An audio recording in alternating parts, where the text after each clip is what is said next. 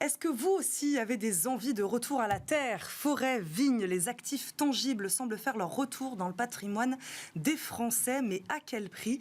Réponse aujourd'hui avec notre invité Vincent Cross, cofondateur et directeur général de Fèves Ferme en Vie, une solution, je le disais, de financement aux futurs agriculteurs via l'épargne citoyenne. Bonjour. Bonjour. En gros, une foncière qui, grâce à elle, les citoyens investissent dans la terre agricole pour financer des fermes agroécologiques. C'est à peu près ça? Oui, exactement. Comment vous est venue l'idée de ce modèle d'investissement, Vincent? En fait, au départ, on avait envie d'accélérer, d'apporter notre pierre à l'édifice de l'accélération de la transition agroécologique. Et on s'est rendu compte que la moitié des agriculteurs étaient en âge de partir à la retraite. Et donc, on s'est dit que plutôt que d'essayer de changer les pratiques des personnes qui étaient en place, on allait essayer de favoriser des installations de projets plus vertueux pour l'environnement. Et quand on s'est intéressé à l'installation des personnes qui s'installent aujourd'hui, on s'est rendu compte que 2/3 des personnes qui s'installent hors cadre familial, c'est-à-dire qu'ils vont pas hériter des terres de leurs parents. Et pour ces personnes-là, l'accès et le financement du foncier sont un des principaux freins à leur installation. Et donc on s'est dit, pour essayer de répondre à ces deux enjeux que sont la transition agroécologique et le renouvellement des générations, on va organiser l'acquisition du foncier pour permettre à ces personnes-là de s'installer sur ces pratiques plus vertueuses. C'est hyper intéressant. Est-ce que, comme je le disais en début d'émission, elles sont vraiment plus convoitées, ces terres agricoles? En tout cas, c'est votre constat, vous? Ce qu'on peut voir depuis assez longtemps, en fait, ça fait 30 ou 40 ans que le prix des terres agricoles continue à augmenter régulièrement, tous les ans. Et en effet, il y a de plus en plus de personnes qui s'intéressent à ces terres, soit pour les cultiver, soit pour en changer l'utilité, puisqu'il y a aussi une partie des terres qui sont urbanisées, ou en tout cas artificialisées chaque année. Et donc, il y a toujours un besoin, et en tout cas, ces terres sont assez convoitées. Ouais. Et vous, comment vous expliquez que le contexte actuel, il est particulier, notamment, vous en parliez un petit peu, le réchauffement climatique en quoi ce contexte favorise-t-il l'investissement et fait même apparaître justement ce moyen comme un moyen de sécuriser ces placements? Alors que moi, dans ma logique, ça aurait plutôt été l'inverse, c'est-à-dire réchauffement climatique, mince, les terres sont en difficulté, et non, finalement, ça fait l'effet inverse. Alors, je ne sais pas si c'est ça qui fait l'effet inverse. Ce qui est sûr, c'est que je pense que ça fait réfléchir sur la façon de produire sur ces terres et d'exploiter ces terres.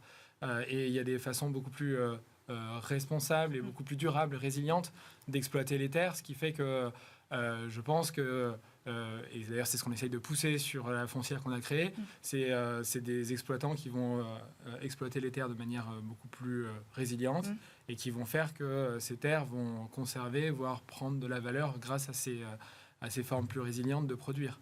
Mais il y a des risques tout de même. Mais oui, tout à fait, comme dans tout investissement. Le risque étant, il y a des risques qui sont liés aux aléas climatiques, il y a des risques qui sont liés aussi à un environnement sectoriel qui est quand même difficile et délicat. Le monde agricole, les agriculteurs ont du mal à vivre de leur métier. Et donc, après, ça dépend des activités, mais il y a quand même pas mal d'activités sur lesquelles c'est assez difficile pour eux. Et donc, on peut se dire que le prix des terres pourrait pâtir de cette difficulté des agriculteurs à vivre de leur métier. Malgré tout, ce qu'on voit, c'est que le prix des terres est assez bas en France par rapport à tous les voisins européens. Peut-être juste pour vous donner quelques chiffres, l'hectare moyen en France, c'est 6 000 euros à peu près, un peu plus de 6 000 euros. C'est 2, 3, voire 10 fois plus en Espagne, en Italie et en Belgique, par exemple, qui sont nos plus proches voisins. Et ça, comment vous l'expliquez ? Ça s'explique par une régulation qui est assez forte sur les terres agricoles. On a des lois et un cadre juridique qui encadre les transmissions de foncier, qui encadre également les loyers qu'on peut faire payer sur des terres agricoles. Ces différentes régulations font que les terres agricoles en France sont restées à un prix relativement modéré. L'idée au départ, c'était principalement de protéger les agriculteurs et leur permettre de rester propriétaires de leurs terres. Et il n'est pas vraiment il n'est pas question que ça change à court terme. Cette régulation va perdurer, en tout cas à court et moyen terme. Bon, le temps file. Pour ceux qui nous regardent, est-ce que vous pouvez nous expliquer donc concrètement comment on investit? Donc, c'est quoi cet investissement direct dans les terres agricoles? Comment ça marche? Alors, on a créé une foncière qui achète des terres agricoles pour ensuite les mettre à disposition sous forme de location avec option d'achat à des jeunes qui veulent s'installer sur des projets agroécologiques. Et cette foncière, elle est financée par des particuliers qui peuvent investir à partir de 500 € et jusqu'à plusieurs dizaines de milliers d'euros. Et en fait, ils deviennent propriétaires d'un pourcentage de la foncière, un peu comme une SCPI finalement, mais dans les terres agricoles. Et il y a un triple intérêt de ce type d'investissement, c'est que, l'investissement, on l'a construit comme un investissement avec une utilité forte d'un point de vue social et environnemental. Deuxièmement, c'est investi dans des actifs tangibles dont on parlait tout à l'heure, qui sont quand même un actif qui est historiquement très peu volatile et qui a progressé assez régulièrement dans le temps. Et la troisième chose, c'est que la foncière, elle a un agrément de l'économie sociale et solidaire qui permet de donner droit à une réduction d'impôt à hauteur de 25% des sommes qui sont investies pour les particuliers. C'est intéressant ce que vous dites. On va parler rendement quand même. À quel rendement on peut s'attendre actuellement lorsqu'on investit? On a un objectif sur cette foncière de revalorisation des parts de 3% par an. D'accord. Et qui va s'ajouter donc aux 25% de réduction d'impôt. Donc si on ajoute les deux, ça commence à faire une rentabilité qui est plutôt très, très intéressante et qui est fortement portée par cette réduction d'impôt de 25% qui est donnée dès l'année de l'investissement. Et ce qui peut plaire donc à ces investisseurs, c'est cette partie aussi investissement responsable, c'est ce que vous disiez. Oui, c'est ça. En fait, les gens aujourd'hui, ils investissent pour les 3 raisons que j'ai données. Ouais.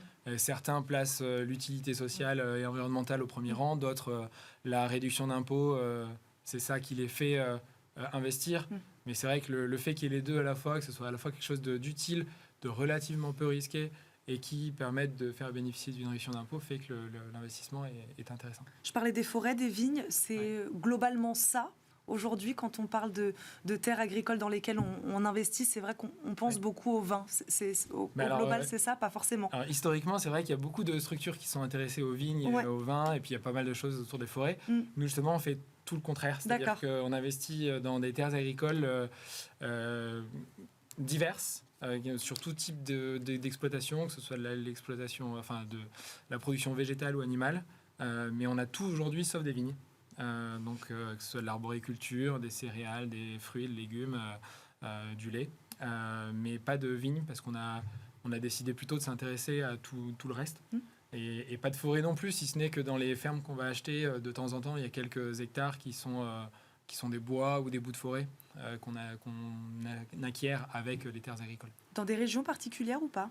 Alors aujourd'hui, on s'intéresse plutôt à l'ouest, principalement parce qu'on est basé sur l'ouest et qu'on a commencé dans cette région-là, donc de la Normandie au nord à l'Occitanie au sud. Mais l'objectif, c'est de faire des transactions un petit peu partout en France d'ici 12 à 18 mois. Mais il y a déjà pas mal à faire sur la moitié ouest aujourd'hui. Merci beaucoup Vincent Cross d'être venu nous présenter ce modèle de foncière. Je rappelle, vous êtes le cofondateur et directeur général de Ferme en Vie, pour ceux qui auraient envie d'un retour à la terre. Je crois que le message est passé. Merci beaucoup d'être venu dans Smart Patrimoine aujourd'hui. On passe tout de suite à Enjeu Patrimoine. Merci.